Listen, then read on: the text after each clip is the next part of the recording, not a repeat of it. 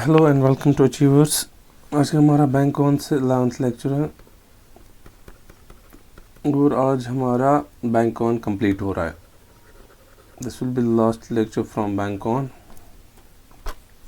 आज हम risk management and asset liability complete करेंगे। यहाँ से यहाँ तक हमने सारा कुछ किया। इंशाल्लाह आज हम सारा फिनिश करेंगे। सिर्फ ये और ये मैंने नहीं किया है, वो आपको मैंने बोला ऑलरेडी। ये दोनों आप खुद ही देख लीजिए बैंक ऑन से। Risk management, asset liability management. Before we touch today's topic, पिछले वाले टॉपिक में जब हम कंपनसेशन की बात कर रहे थे, नोट एक्सचेंज,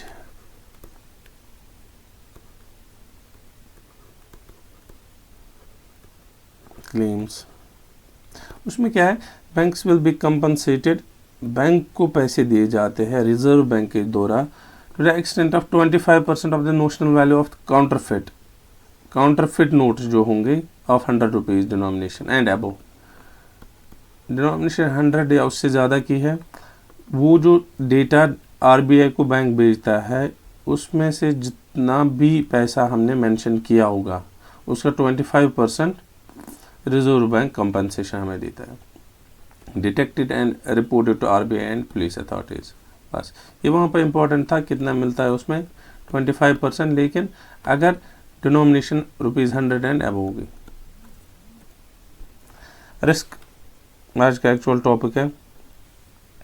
रिस्क और simply future issues which can be avoid और मिटिगेटेड, या तो आपको अवॉइड करने हैं या कम करने हैं, rather than present problem that must be immediately addressed। Risk क्या है? रिस्क वो इशू है जो कल की डेट में आपके बिजनेस में आएगा।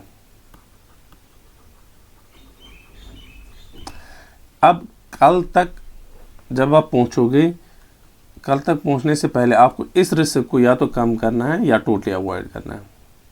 इंस्टेड ऑफ प्रेजेंट प्रॉब्लम, जो अभी की प्रॉब्लम है वो तो डेफिनेटली आपको एड्रेस करनी है। इसको अब रिस्क को आपको या तो कम करना है या अवॉइड करना है। रिस्क में ऑल्सो भी defined as product of probability of hazard resulting, जिसको बोलते हैं प्रोबेबिलिटी ऑफ डिफॉल्ट।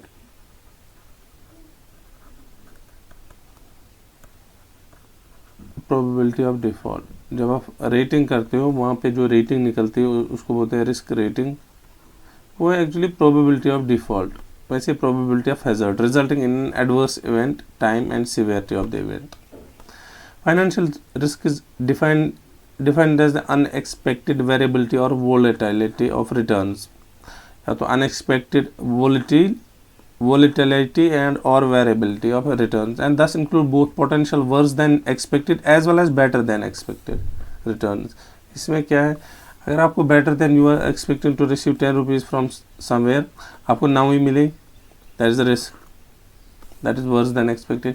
अब आप 10 कर रहे थे expect, आपको 12 मिले, that is also risk, मगर better than expected, ये भी रिस्क में ही आएगा। The financial risk are uncertainties resulting in adverse variation in profitability and outright losses। Financial risk can be classified under two heads। ये यहाँ से ज़्यादा इम्पोर्टेंट है। रिस्क आप याद रखिए, ये है प्रोबेबिलिटी ऑफ डिफॉल्ट और probability of unexpected hazard. Probability of hazard, यह है risk. Systematic risk is due to influence of external factors of an organisation. वो फैक्टर जो आपके कंट्रोल में नहीं है, जो आपकी ऑर्गेनाइजेशन के बाहर है, external factors. Such factors are normally uncontrollable from an organisation point of view. वो चीज़ें, वो फैक्टर जो आप खुद नहीं कंट्रोल कर पाएंगे, वो आपके बिजनेस के लिए एक्सटर्नल है। It is macro in nature as it effects large number of organisations operating under a similar stream और सेम डोमेन। सपोज अगर आपको रिसेंट का याद होगा, रैंसमवेयर वायरस आया था, उससे क्या होता है, आपका सिस्टम लॉक होता है,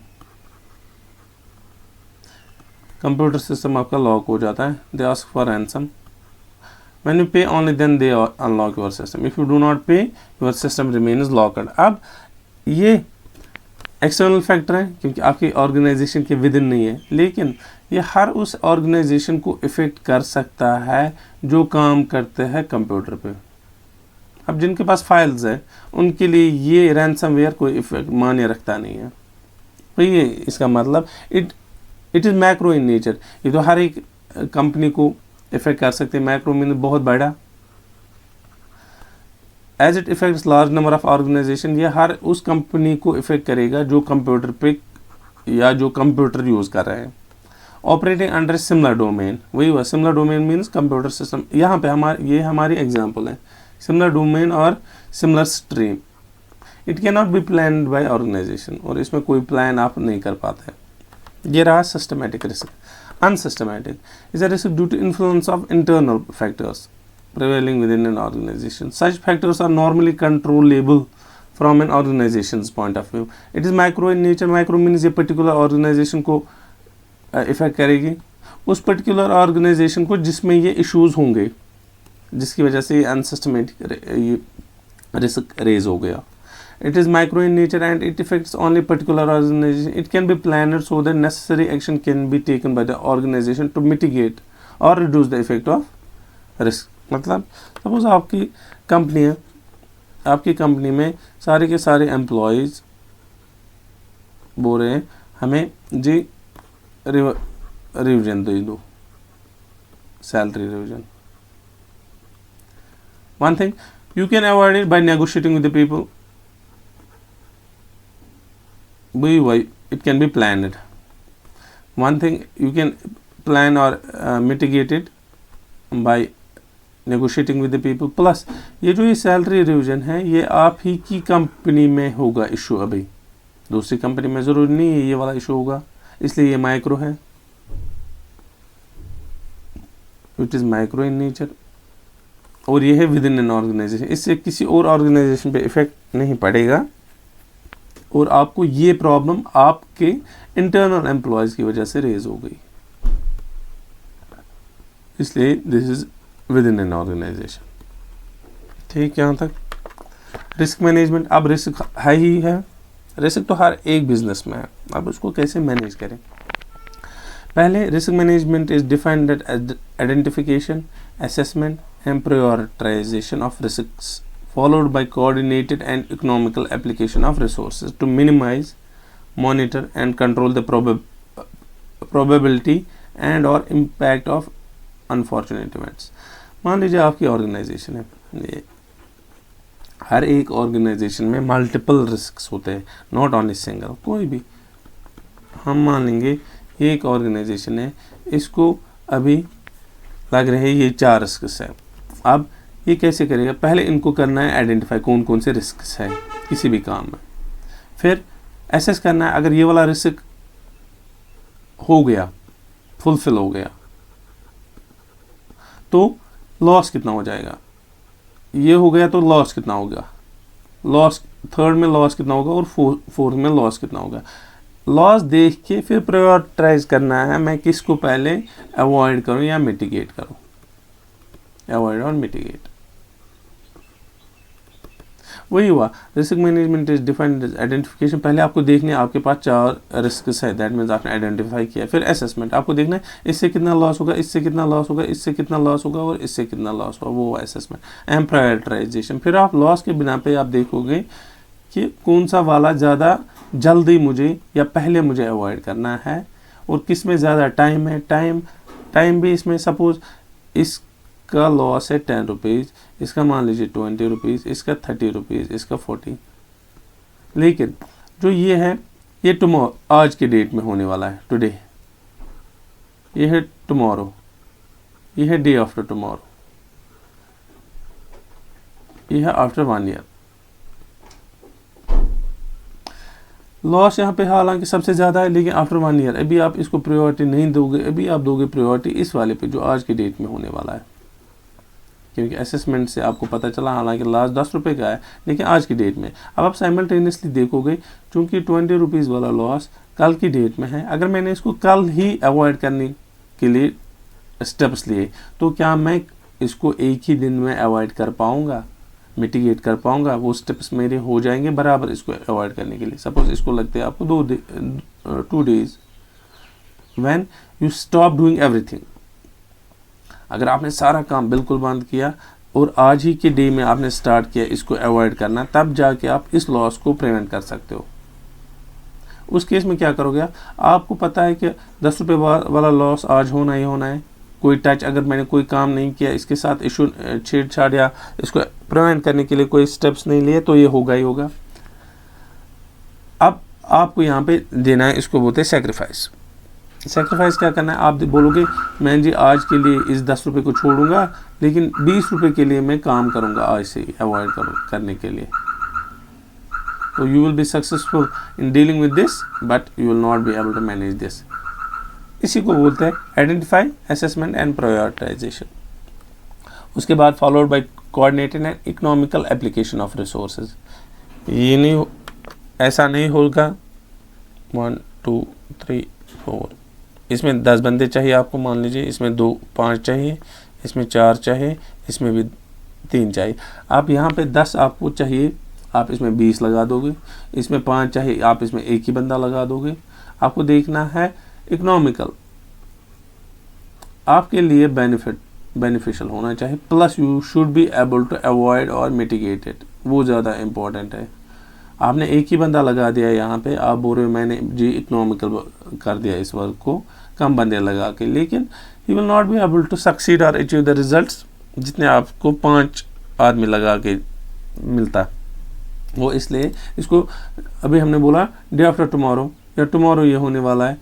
जब आप 5 बंदे यूज़ करोगे, एक करोगे तो उस बेचारे को 5 दिन लगेंगे इसको कंट्रोल करने में, तब तक तो ये ऑलरेडी हुआ होगा। Economical and coordinated application of resources to minimize, monitor and control the probability and or impact of unfortunate events. ये risk means unfortunate event. अब risk क्या क्या आया हमारे पास, एक तो आया probability of default,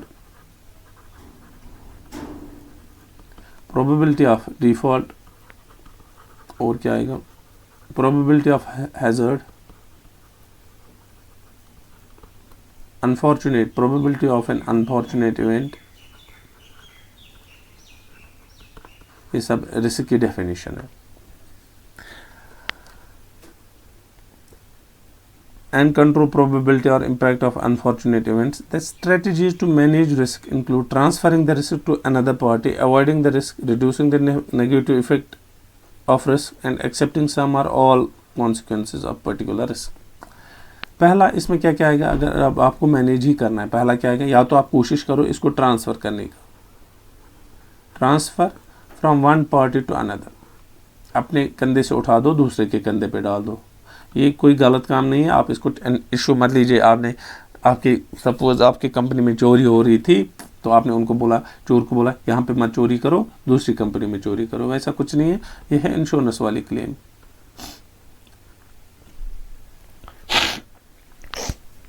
insurance risk आपके बिजनेस में है, लेकिन आपने इसको ट्रांसफ़र किया दूसरी कंपनी पे, वही होता है transfer avoid transfer to another party. Avoid the risk in first place, आप इसको अवॉइड ही कीजिए।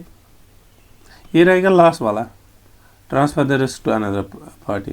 पहला है अवॉइड, अवॉइड करने के बाद वो नहीं हुआ, then reduce negative effect of the risk and accepting some or all consequences of particular risk।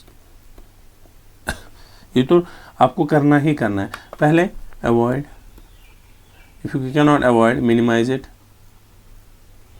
plus once you avoid it or minimize it, then transfer it to third party।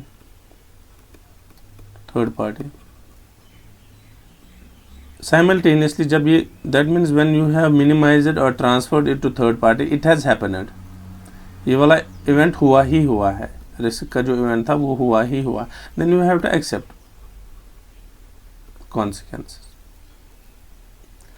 Risk management, इसमें क्या क्या steps है, पहले risk identification, फिर है risk analysis जो यहाँ पे हुआ, फिर है प्रायोरिटाइजेशन।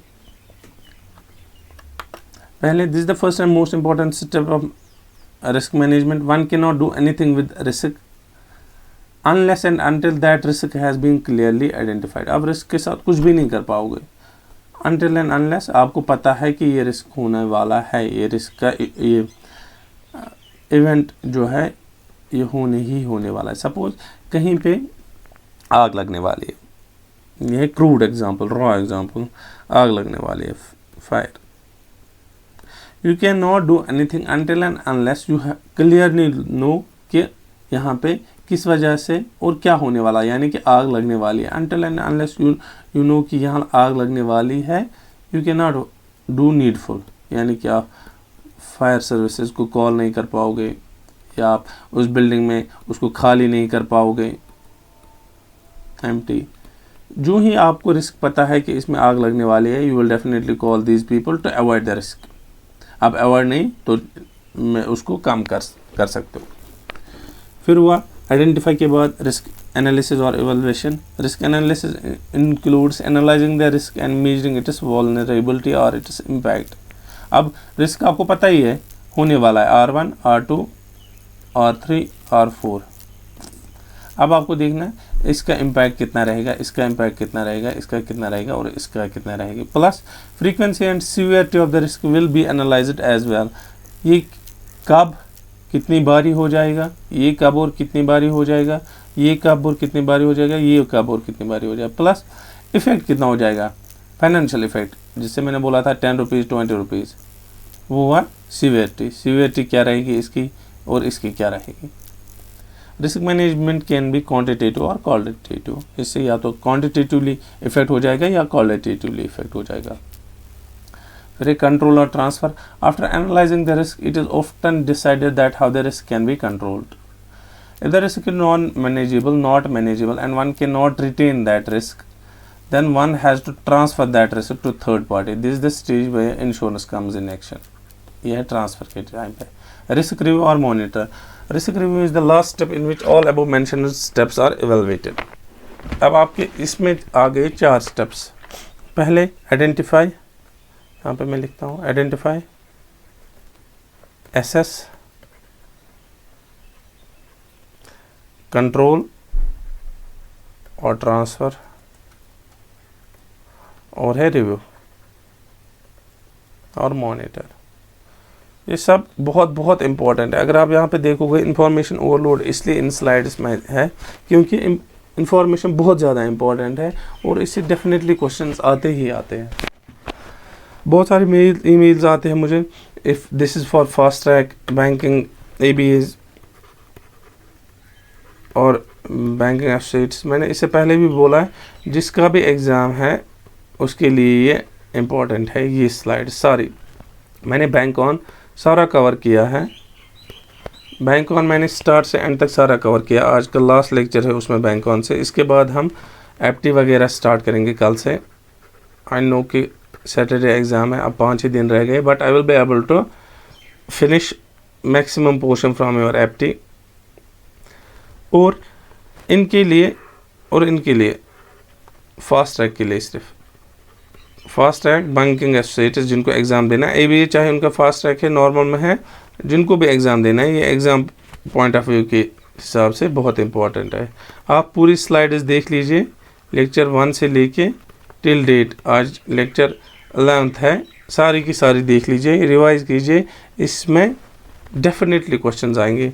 और एक मेल आया था कि PDF तो नहीं है MCQs की, मैंने खुद नहीं बनाए, कहीं और से मैंने देखी थी किसी ग्रुप में। I will see if I can manage them, तो I will share them with you through email only. वो मैं यहाँ शेयर इसलिए नहीं कर पाऊँगा क्योंकि उसमें इशू रहता है, ये लीगल इशू रहता है।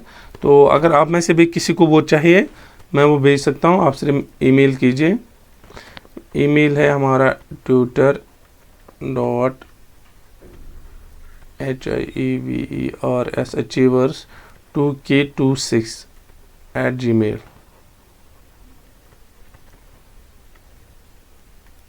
आप ईमेल कीजिए, मैं आपको PDF भेजता हूँ। वही MCQs बैंक ऑन, वो रफली 500 MCQs है। और आप देखोगे उसमें मैक्सिमम क्वेश्चंस क्या, बल्कि मैंने उसके 1-2 पेजेस ही देखे। जब मैंने उसमें देखे questions, although they have touched each and every line from bank on, हर एक लाइन से उन्होंने क्वेश्चंस निकाले, एंड मैंने भी साइमल्टेनियसली देखा, जो हमने लेक्चर्स कवर किए हैं उनमें से हमने हर एक क्वेश्चन टच किया है। वो PDF हमने नहीं बनाया है, but I will be able to share that with you as open source, लेकिन यहाँ नहीं, ऑनलाइन नहीं कर पाऊंगा, आप ईमेल कर दीजिए उसके लिए।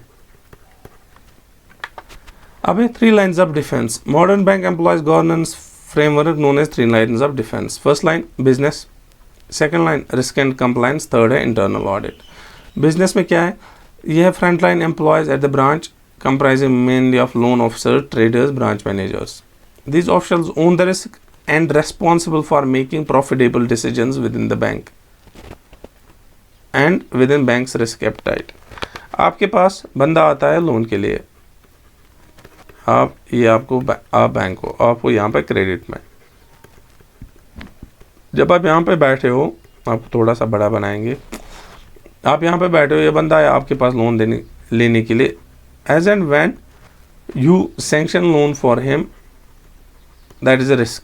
ये आप, हाँ, जो भी लोन बैंक में है that is a risk, क्योंकि उसमें probability of default है, कल की डेट में बंदा पैसा देगा कि नहीं, उसमें probability of default रहता है।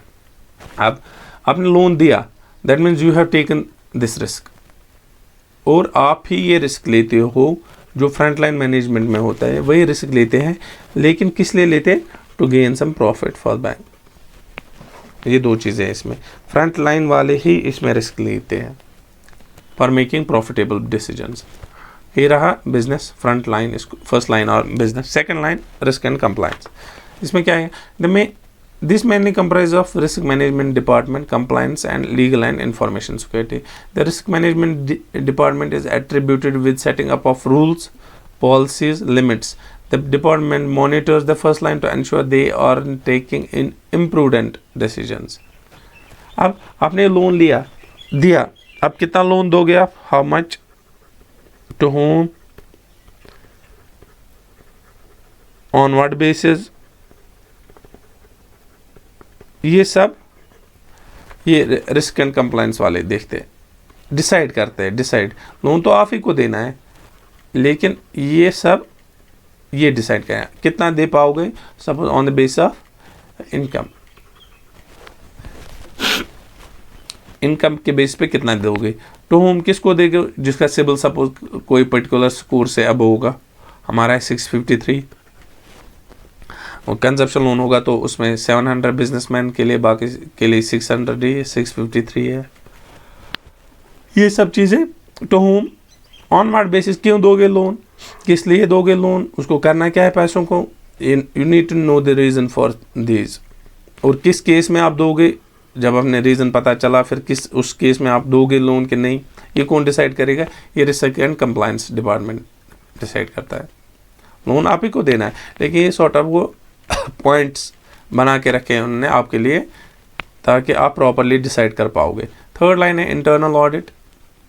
These are independent investigators who directly report to board of directors. Statutory audit. The main function is to audit both first and second line to ensure system is working as intended. Type of risk in banks. Credit risk पहला. Credit risk is the risk of loss due to debtors non-payment of loan. ये first risk है और important है। आपने loan दिया, इसमें risk है कल को वो बंदा पे करेगा कि नहीं, दैट इज क्रेडिट रिस्क। और अदर लाइन ऑफ क्रेडिट, इधर द प्रिंसिपल, इसने लिए थे 10 रुपये, एज ऑफ नाउ उसके पास है या 8 रुपये, उसमें 7 है प्रिंसिपल, 1 है इंटरेस्ट। अगर इसने 7 दिया आपको, प्रिंसिपल वाला अमाउंट दिया, इंटरेस्ट वाला अमाउंट डिफॉल्ट हो गया, it is still a risk.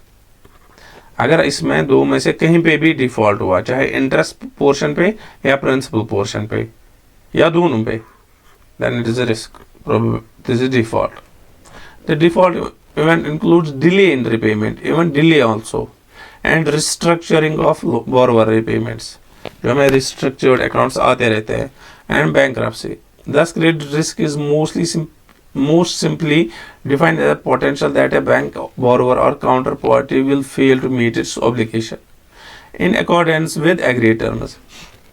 This is a credit risk. आपको 10 तारीख को पैसे देने, आपने 11th को दिए, this risk of default. If you are not able to manage your need or demands as per agreed terms, manage your duties rather as per agreed terms, then you have defaulted. आपको 10 को पैसे देने, आपको 10 ही को पैसे देने, उसके बाद नहीं. Market risk defined as risk arising from adverse changes in market variables such as interest rate, foreign exchange rate, equity price and commodity price. Change in market variable cause the substantial change in income and economic value of the bank. Market risk may take form of liquidity risk, interest rate risk और foreign exchange risk. अगर आपने देखा होगा recent की जो balance sheet है almost सब banks के नेट इंटरेस्ट मार्जिन या नेट इंटरेस्ट प्रॉफिट सबका कम हो गया. क्यों? क्योंकि जैसे सेकंड क्योंकि इंटरेस्ट रेट कम हो गई. वही हुआ इंटरेस्ट रेट, ये रहता है रिस्क. आपने सपोज आज की डेट में 10% पे कोई लोन दिया, आपने पता है कि आपने XYZ अमाउंट दिया था, इस पे 10% you are expecting to get 1000 rupees in total in addition of this, इस पे प्रॉफिट. कल की डेट में लेकिन इंटरेस्ट रेट कम हो गई, ये पहुंच गए 8% पे ही. नाउ आपको 1000 नहीं 800 ही आ गए. ये हुआ interest rate risk. You are expecting to receive 1000 rupees, you received only 800 due to less rate of interest. Foreign exchange rate, आपने जी कोई करेंसी खरीदी डॉलर मान लीजिए 100 रुपीज में, आज आप निकले इसको सेल करने के लिए, आज की डेट में 98 रुपीज है इसको value. You will have to sell it at a loss. इसी को बोलते हैं फॉरेन एक्सचेंज रिस्क. अब इसमें क्या क्या आता है? Liquidity risk, interest rate risk, foreign exchange risk. Liquidity risk हम यहाँ पे मैंने लिक्विडिटी रिस्क अभी टच नहीं किया था, वो करेंगे आप. The banks are exposed to liquidity risk resulting from their bank की inability to meet financial obligations. हमें कोई ऑब्लिगेशन करनी थी, यानी कि हमें कोई पेमेंट करनी थी, but we are not able to do this because of shortage of funds. हमारे पास फंड्स से नहीं है, shortage of funds. Meet financial obligation as they become due because of difficulty in liquidating assets. Market liquidity risk. हमें क्या था? हमें suppose कोई CC आता है हमारे पास 10 करोड़ का,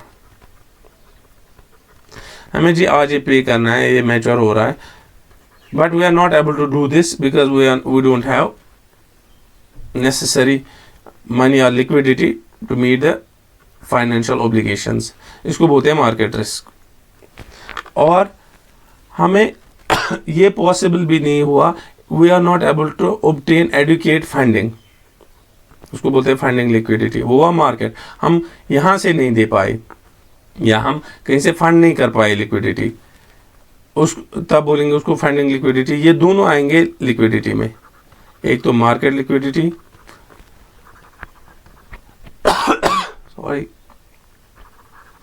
मार्केट लिक्विडिटी, दूसरा हुआ funding liquidity. Sorry, market liquidity में क्या? You are not able to meet your obligations, आप पे नहीं कर पा रहे हो. फंडिंग लिक्विडिटी में you are not able to raise funds, यहाँ पे आपको देना था, यहाँ पे आपको लेना था, इसलिए इसको बोलेंगे फंडिंग लिक्विडिटी. कोई आपको नहीं फंड कर पा रहा है. बैंक है, एक सिनेरियो में CCR you have to pay funds but you are not able to pay because you don't have liquidity, then it is market liquidity. अब दूसरी वाले you have to get some funds from somewhere, इस case में get funds, you are not able to raise it. वो चाहे इसके पास नहीं होगा या किसी और रीजन के, अगर इसके पास नहीं है तो ये इसके लिए मार्केट रिस्क बन गया, मार्केट लिक्विडिटी रिस्क आपके लिए, लेकिन ये बन गया फंडिंग लिक्विडिटी, आप ये नहीं रेज कर पाए. Liquidity risk can be categorised at withdrawal, call risk, structural liquidity, funding जिसको हम बोलते हैं, और and market liquidity risk. Interest rate risk. Interest rate risk is risk where unexpected change in market interest rates में impact. इससे क्या होगा? Impact on net interest income, जो मैंने अभी बोला था, नेट इंटरेस्ट मार्जिन और net interest profit, net interest income and financial position.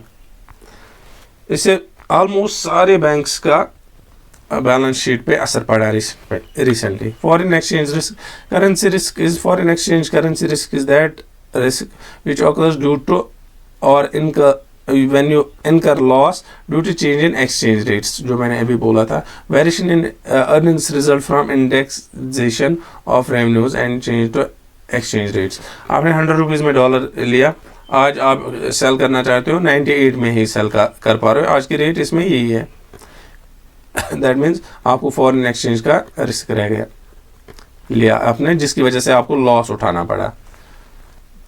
And liability is dominated by foreign currency. Foreign exchange risk is classical field of international finance.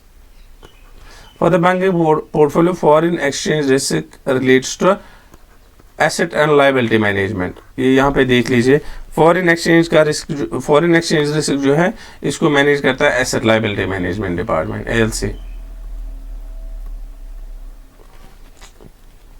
Operational risk, पहला हुआ market risk, पहले हुए आपके systematic, unsystematic.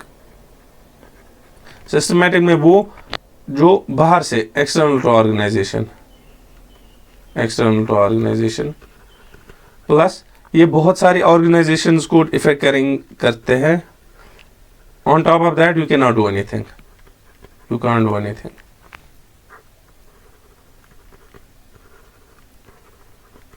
First unsystematic, ये है particular organisation के लिए, ये इंटरनल है टू द ऑर्गेनाइजेशन, और आप इसको अवॉइड कर सकते हो by taking necessary steps in advance. फिर जी आया आपका मार्केट रिस्क। मार्केट रिस्क में आपका लिक्विडिटी आएगा यहाँ पे, market risk, liquidity, interest rate and foreign exchange. अब आया आपका ऑपरेशनल रिस्क। ऑपरेशन रिस्क में बेसल 1 डिफाइंड ऑपरेशनल रिस्क, यहाँ से बहुत ज़्यादा इंपॉर्टेंट है। बेसल 1, 2 एंड 3 हम कवर करेंगे यहाँ से।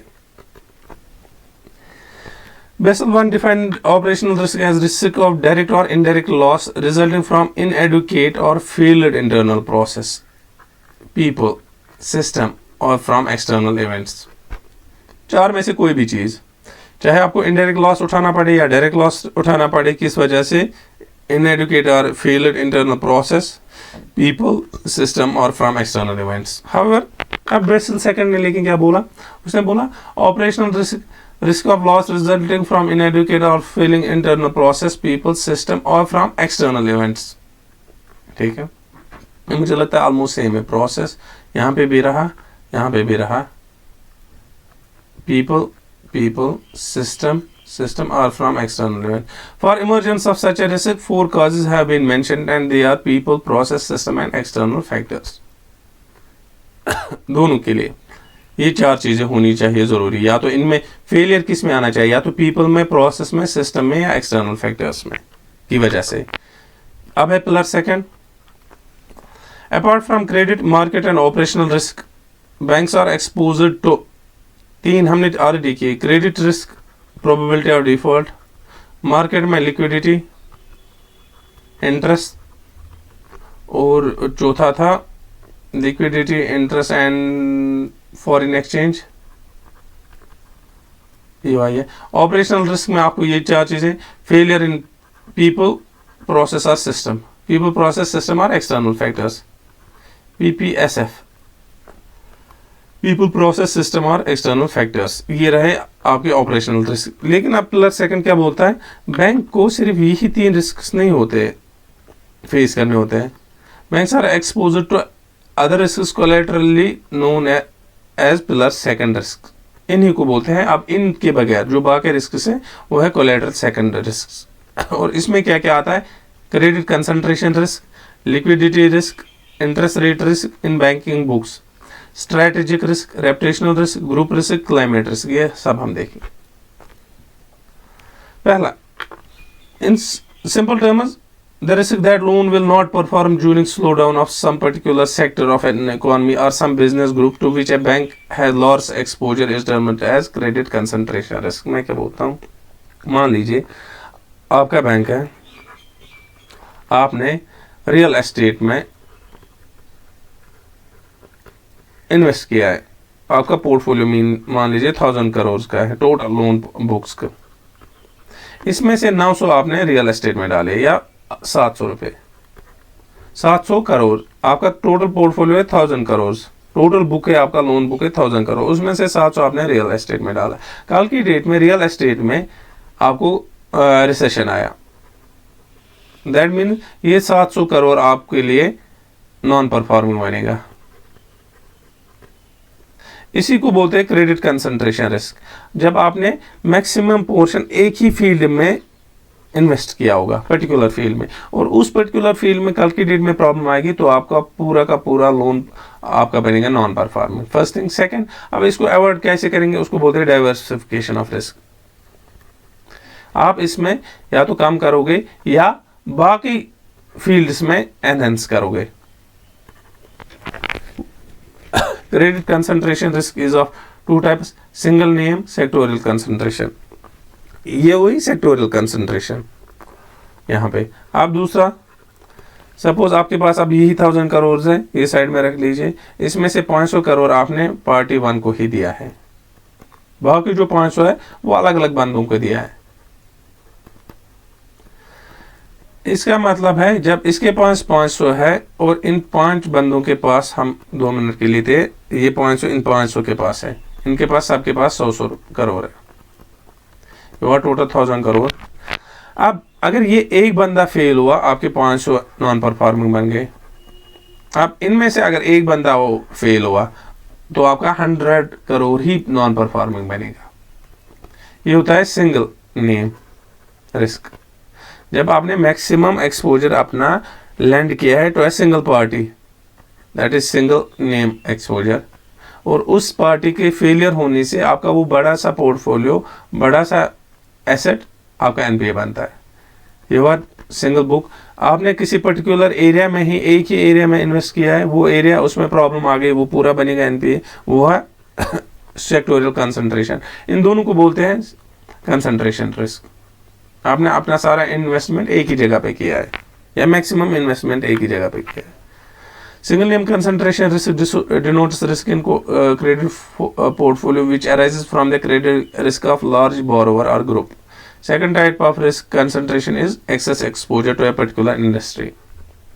ये मैंने बोला आपको स्ट्रेटेजिक रिस्क है। अब is the current and prospective impact on earnings or capital of an entity arising from adverse business decisions, strategic यानी कि decisions, improper implementation of decisions or lack of responsiveness to the competitive environment, business cycle, customer preferences. First thing, या तो आपने गलत decisions लिए हैं, आपको पता था आज की डेट में हमें ये इस बंदे को कोई लोन देना था, ये डिसाइडेड था, प्री डिसाइडेड, और इस बंदे को नहीं देना था, it was a pre decided business decision. Business decision ये था हमें सिर्फ इन 3 बंदों को देना था क्योंकि इसमें कुछ डिफॉल्ट की चांसेस ज़्यादा थे, इसलिए हमें इसमें नहीं देने थे। आपने इसको इम्प्लीमेंट नहीं किया इस वाले डिसीजन को, तो ये रहा आपका स्ट्रेटेजिक रिस्क। और बिजनेस डिसीजन, आपने इन 3 में से जिसको बोला था देने के लिए, इसमें भी एक का डिफॉल्ट रेट ज़्यादा था, किसी और कारण वो आपने इग्नोर किया, ये आपका बिजनेस डिसीजन रहा है। यहाँ पे या आपने यहाँ पे गलत डिसीजन लिया है, एडवर्स बिजनेस डिसीजन, या इसको प्रॉपर्ली इम्प्लीमेंट नहीं किया है, या रेस्पॉन्सिवनेस ऑफ कॉम्पिटिटिव एनवायरनमेंट, ये सब आपके स्ट्रेटेजिक रिस्क।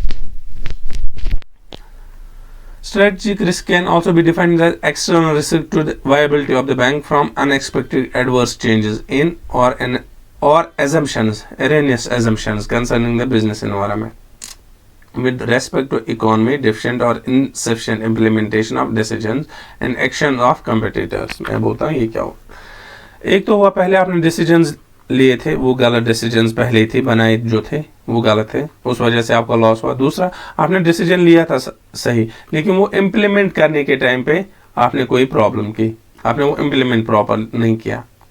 प्लस या जो आपकी कस्टमर की नीड्स थी आपने वो अंडरस्टैंड नहीं की, नॉट फॉलोड, उस वजह से आपको लॉस हो जाएगा, वो स्ट्रेटेजिक रिस्क बनेगा आपको। और एल्स ये बैंक के लिए वो रिस्क्स भी है जो हम अपने आप को रेडी नहीं करते ड्यू टू एडवर्स चेंजेस या कोई एजम्पशन। हम हमेशा एजम्प्ट कर लेते हैं किसी पोर्टफोलियो में, मैं पर्टिकुलर नहीं बोलूँगा, हम हमेशा एजम्प्ट करते हैं कि बंदे की सैलरी आएगी, लेकिन कल की डेट में सपोज वो टर्मिनेट हो गया बंदा from services, this is assumption, monthly salary आएगी, कल की डेट में ये टर्मिनेट हो गया, इसका जो पूरा लोन था वो एनपीए बन गया आपको, ये रहा स्ट्रेटेजिक रिस्क। रेपुटेशनल रिस्क वो तो पता ही है, is the current and prospective impact on earnings, आपको जो लॉस हुआ जो या आपकी इमेज पे, ट्रस्ट पे, from damage to reputation, name और ब्रांड ऑफ एन एंटिटी। या तो ये मॉनेटरी होगा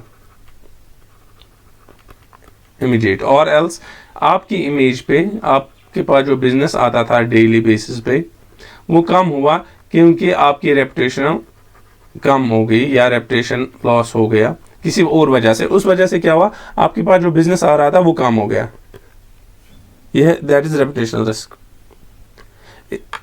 इस वजह से एज एंड व्हेन जो भी बैड न्यूज आती है इन रेस्पेक्ट टू बैंक्स, वहां पे रेपुटेशनल लॉस हो जाता है। अगर आपको रिसेंट पास का पता होगा, HDFC में वो इंटरेस्ट रेट का इशू चल रहा है, 3.5% का इंटरेस्ट रेट देना था, उन्होंने 6.5% का दिया। वो क्या था, फिर उन्होंने दिखाया ये है मार्केटिंग एक्सपेंस, यहां से उठाए पैसे वो दिए, 45 करोड़ पे किया एज इंटरेस्ट, उससे क्या हुआ, रेपुटेशनल लॉस हो गया बैंक को। और अगर आपने देखे होंगे उनके shares almost 3% in a day नीचे आ गए। Liquidity risk, in simple term, is risk of loss resulting from inability to meet payment obligation and or time when they become due। या तो टाइम पे आप पेमेंट नहीं कर पाओगे, that is your inability to meet obligation, that is liquidity risk. और इसको दो aspects, market liquidity and funding liquidity, आपको मैंने जो पहले ही बोला, you have to pay this person, this is your market, you have to get it from here, this is your liquidity, funding। यहां से आपको पैसे लेने, इनको देने थे, इट इज मार्केट लिक्विडिटी, आप नहीं दे पाए, it is market liquidity for you. और आपको यहां से उठाने थे, इस बंदे से लेने थे पैसे, ये बन गया आपके पास फंडिंग लिक्विडिटी। और ये फंडिंग लिक्विडिटी इस बंदे के लिए मार्केट लिक्विडिटी बन गई क्योंकि इसको पे करना था किसी को।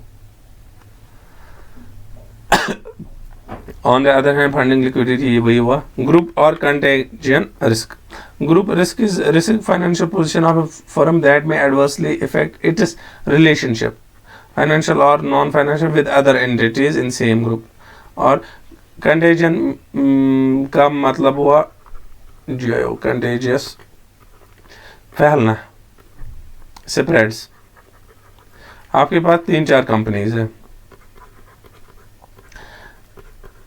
इसमें प्रॉब्लम आ गई, definitely this one and this one will also be affected, क्योंकि ये ग्रुप है,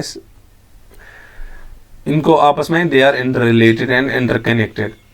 एक में प्रॉब्लम आ गई, सब में फैल जाएगी, उसी को बोलते हैं ग्रुप और कंटेंजन रिस्क। फेलियर इन और risk in one company results loss in other of same group. ये किसी और बंदे की, ये किसी और बंदे की, तो उन पे कोई इफेक्ट नहीं पड़ेगा, ये आपस में रिलेटेड नहीं है तो इन पे कोई इफेक्ट नहीं पड़ेगा अनटिल एंड अनलेस। ये कौन सा वाला है, सिस्टमैटिक, एक्सटर्नल टू ऑर्गेनाइजेशन और मैक्रो लेवल पे है, वो अलग है। Climate risk refers to potential risk that may arise from climate change or efforts to mitigate climate change, their related impact and economic financial consequences। अब इसमें है पहला क्लाइमेट चेंज में है फिजिकल रिस्क, एक्सट्रीम वेदर की वजह से transition risk, adjust towards low carbon economy. मैं बोलता हूँ ये क्या मान लीजिए आपने वो प्रोडक्ट बनाया है जो स्नोफॉल, रेनफॉल में नहीं, विंटर में नहीं, वो इफेक्टिव है if and only if snowfall होगा। स्नोफॉल में इसके चलने के चांसेस बहुत ज़्यादा है अगर स्नोफॉल हो गया। अब अगर स्नोफॉल हुआ ही नहीं इस साल या किसी साल, इसके चांसेस है फेलियर के बहुत ज़्यादा, डिक्लाइन हो जाएगा इसमें। इसको बोलते हैं वो रिस्क जो क्लाइमेट की वजह से आपकी बिजनेस में आएगा, that is a climate risk. ठीक, अब इसमें है फिजिकल रिस्क। फिजिकल रिस्क हुआ वो रिस्क जो एक्सट्रीम वेदर, या तो ज़्यादा हॉट और coldness, snowfall. If you are agriculturist, अगर आपके खेत में स्नोफॉल ज़्यादा हुआ तो आपके जो पेड़ है वो टूटेंगे टूटेंगे, that is climate risk due to extreme weather. Plus अब अगर कल की डेट में ज़्यादा गर्मी हो गई, ड्राई रहा सीजन, रेनफॉल नहीं हुआ, तो विदरिंग हो जाएगी, यानी कि आपकी पेड़ सूख जाएंगे, that is extreme weather. Transition risk क्या हुआ, आप प्रोडक्ट एक बना रहे थे, यू एज ए कंपनी आप प्रोडक्ट 1 बना रहे थे, आप ही की कंपनी है, आप चाहते हो कि अब आप प्रोडक्ट 1 नहीं बनाओगे, प्रोडक्ट 2 बनाओगे, ठीक है। या आप अभी गाड़ियां बनाते थे, कार्स, पेट्रोल कार्स, अब आप बोल रहे हो अब मैं ईवीज में जाऊंगा ताकि लो कार्बन एमिशन हो जाए। यहां से यहां जाने में आपको रिस्क रहता है, क्योंकि आपकी कार्स का बिजनेस अच्छा खासा चल रहा था, पेट्रोल वाली कार्स का। अब आप बोल रहे हो लो कार्बन एमिशन की वजह से मैं ईवीज में चला जाऊंगा, लेकिन जो आप ये ट्रांजिशन करोगे इसमें आपका रिस्क रहेगा। ये ईवीज आपकी चलेंगी कि नहीं, वो रिस्क है। जो ये आपने ट्रांजिशन किया, ये है transition risk, adjust towards low carbon economy, क्योंकि आप कोशिश कर रहे हो लो कार्बन प्रोडक्ट्स लाने के लिए। बेसल फर्स्ट अकॉर्ड आज हम कंप्लीट कर रहे हैं, इसीलिए थोड़ा सा लेंथी लेक्चर हो जाएगा। Basel first is round of deliberations by central bankers from around the world, and in 1988 Basel Committee on Banking Supervision BCBS in Basel, Switzerland published a set of minimal capital requirements। आपको कम से कम capital कितनी होनी चाहिए bank के लिए, 8% है वो, शायद वो हम आगे देखेंगे। हाँ 8% है कैपिटल एडिक्वेसी रेशियो। इसमें क्या क्या है, Basel first, it was primarily addressed to internationally active banks। पहले it sought to establish minimum capital ratio, leaving national authorities discretion to prescribe higher ratios। national authorities पे डिपेंड है कि वो कितना प्रिस्क्राइब करेंगे। वो बोलेंगे आपको 50% आपको रहना चाहिए कैपिटल, तो आपको रखना है। It stressed repeatedly that capital adequacy was only one of the several dimensions of financial strength। one of the several, बहुत सारे हैं लेकिन ये एक है। इसमें डेफिनेशन ऑफ कैपिटल BCBS ने बोला कैपिटल 2 टाइप्स की होती है, माने core capital, tier 1 also known as going concern capital, और दूसरे supplementary capital, tier 2 capital also known as gone concern capital। Going concern क्या होता है, गॉन कंसर्न क्या होता है, वो हम आगे देखेंगे। लेकिन ये आप याद रखिएगा, tier 1 is going, tier 2 is gone. आप ऐसे ही याद रहेगा आपको। 1 is even, sorry odd, 2 is even. अब इन दो वर्ड्स में जिसमें ऑड नंबर ऑफ अल्फाबेट्स है वो वही है। इसमें 5 है, गोइंग में 5 है, गॉन में 4 है। इवन के साथ इवन जाएगा, ऑड के साथ ऑड जाएगा। ये आया था लास्ट टाइम ये क्वेश्चन। टीयर 1 है गोइंग कंसर्न किया, टीयर 2 है going concern. Basel second accord Basel second is based on three mutually reinforcing pillars that allow banks and supervisors to evaluate properly various risks that banks face and realign regulatory and capital more closely with underlying risks. इसमें पहला pillar क्या है? Minimum capital requirement. पहले first pillar deals with maintenance of regulatory capital, minimum capital required by banks as per their risk profile. As in Basel first, Basel second also has same provisions relating to regulatory capital requirement. वो है 8% capital adequacy ratio. आपका capital होना चाहिए 8%. Pillar second, ये basal first में भी ये है, बेसल सेकंड में भी ये है. इंटरनेशनली एक्टिव बैंक्स के लिए अप्लाई हुआ. ये देख लीजिए यहाँ मिनिमम कैपिटल इसी में यहाँ पे फ्रेम हो गई, लेकिन इन पे हायर अथॉरिटीज पे डिपेंडेंट है, वो क्या करेंगे डिसाइड कितना. इसमें कैपिटल टू टाइप्स की आ गई, टीयर 1 टीयर 2. टीयर 2 है आपका गॉन कैपिटल और टीयर 1 है आपका गोइंग कैपिटल, गोइंग कंसर्न. ठीक. अब बेसल सेकंड में इसमें भी मिनिमम कैपिटल कंटिन्यू रहा और उसने बोला 8% का रहना चाहिए. फिर दूसरा रहा इसमें सुपरवाइजरी रिव्यू. सेकंड पिलर क्या है? Supervisory review, risk management guidance and transparency and accountability. अब इसमें क्या हुआ, जो आपके सुपरवाइजर्स हैं they should keep an I on you, ताकि वो देखें कहीं आप उनको ये ब्रेक तो नहीं कर रहे हो, जो लिमिट्स है आपके कहीं वो ब्रेक तो नहीं हो रहे हैं. Expect supervisors should expect banks to operate above minimum regulatory capital.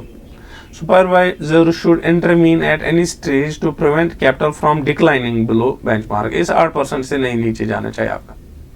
ये सुपरवाइजर्स आपको यही नजर रखेंगे. फर्स्ट रहा इसमें मिनिमम कैपिटल, दूसरा रहा सुपरवाइजर, तीसरा रहा market discipline.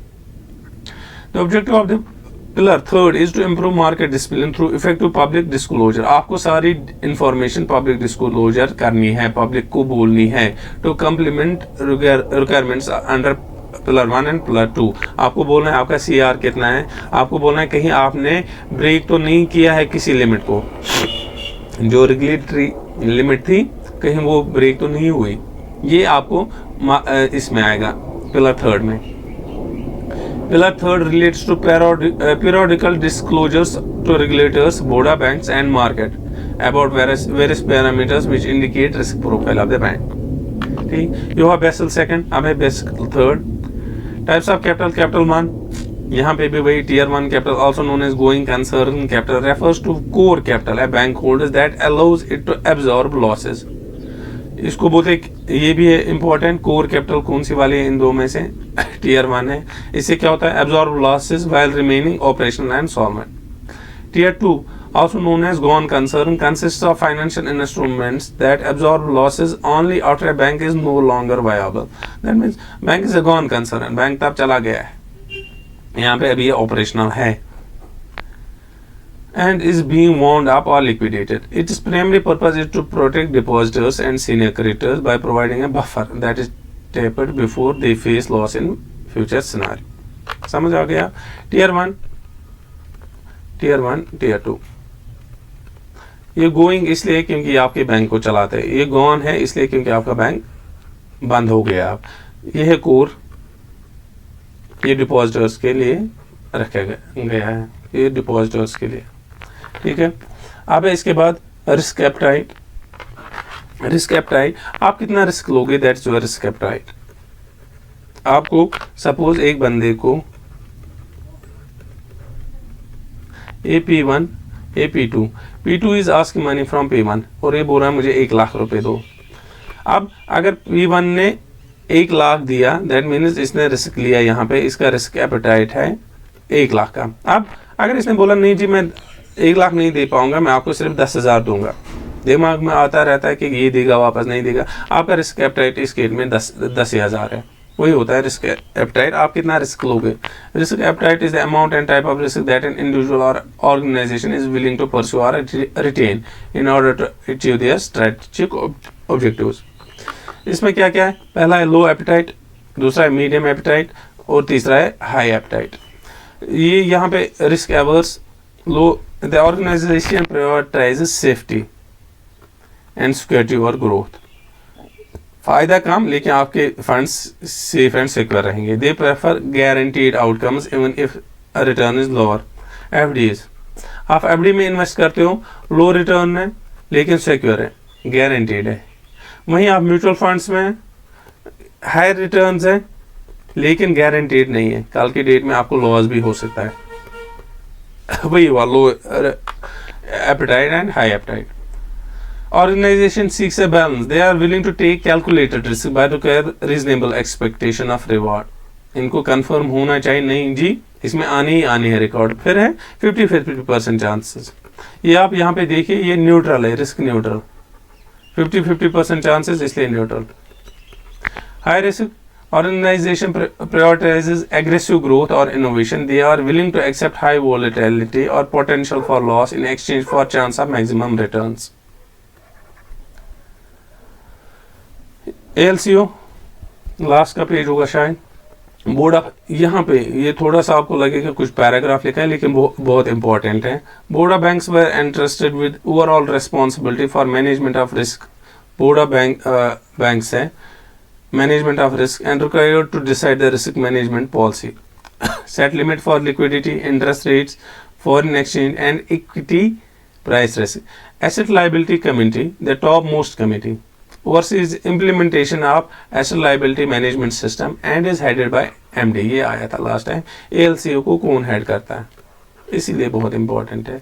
ALCO reviews product pricing for deposits and advances. आपके एडवांस लोन्स में प्राइसिंग क्या रहेगी वो ALCO ही डिसाइड करती है। Desired maturity profile of incremental assets and liabilities in addition to monitoring the risk level of the bank. It also articulates current interest rate review of the bank and base its decisions for future business strategy on the way। Liquidity risk management, इसमें दो approach है आपके, flow approach and stock approach. Flow approach में क्या होता है, आप अपने एसेट एंड लाइबिलिटीज को करते हो डिसाइड फ्यूचर कैश इनफ्लो और आउटफ्लो, लेकिन डेज के हिसाब से। फ्यूचर इनफ्लो या आउटफ्लो है नेक्स्ट डे हो जाएगा या आफ्टर फ्यू डेज हो जाएगा। इसमें क्या है, आरबीआई ने हमें दी है 14 टोटल मैच्योरिटीज नेक्स्ट डे, कल की डेट में, आज की डेट में, ये टोटल है ऐसे ऐसे total T1 to T14। Important है T1 to T14, ये कितने हैं, ये 14 है टोटल। और कितने ये है नेक्स्ट डे 2 to 7 डेज,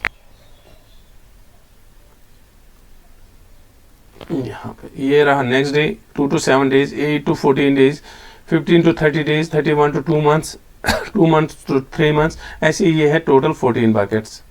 इनमें आपके एसेट्स या लाइबिलिटीज बढ़ सकती है। दूसरा है stock approach, under which certain ratios like liquid assets, short term total liability, purchase funds to total, core deposit total asset, loan to deposit ratio are calculated and compare to benchmark limits that a bank itself has. कोई भी आप, इसका मतलब क्या हुआ, आपने suppose current ratio रखा है 1.33 का, ये हुआ स्टॉक अप्रोच। आपको कोई फाइनेंस करना है, आप इस 1.33 के साथ कंपेयर करोगे उसका करंट रेशो। अगर उसका लेस देन 1.33 आ गया तो आप नहीं दोगे इसमें फाइनेंस। ये हुआ, आपने बेंचमार्क सेट करके रखे हैं, उसके साथ कंपेयर करोगे आप इस रेशो को। ऐसे बहुत सारे रेशोज हैं। कार है कैपिटल एडुकेशन रेशो बिजनेस का, वो क्या है, या ये है coverage ratio, interest coverage ratio, ICR कितना है, वो आप प्रीवियसली डिसाइडेड बेंचमार्क्स के साथ कंपेयर करोगे, तब जाके आप डिसाइड करोगे कि हमें लैंड करना है कि नहीं। ये है stock approach. With this we come to end of bank on का भी एंड हो गया आज। To this lecture series, bank on lecture series. Don't forget to like, share and subscribe. आपका कोई भी क्वेश्चन है, ये रहा मेल tutor.achievers2k26@gmail। MCQs की PDF मैंने कहीं से अरेंज की है, आपको चाहिए होगी तो mail me on this, I will share that with you. उसमें अराउंड 500 MCQs है सिर्फ बैंक ऑन से। बहुत इंपॉर्टेंट क्वेश्चंस है, ऑलमोस्ट लाइन बाय लाइन हर एक लाइन से क्वेश्चन निकाले गए। अगर वो आप कवर कर पाओगे तो I am sure you will be able to crack MCQs easily. इसके बाद हम FT स्टार्ट करेंगे कल से, तो हमारे साथ बने रहिएगा। Don't forget to like, share and subscribe please. Thank you.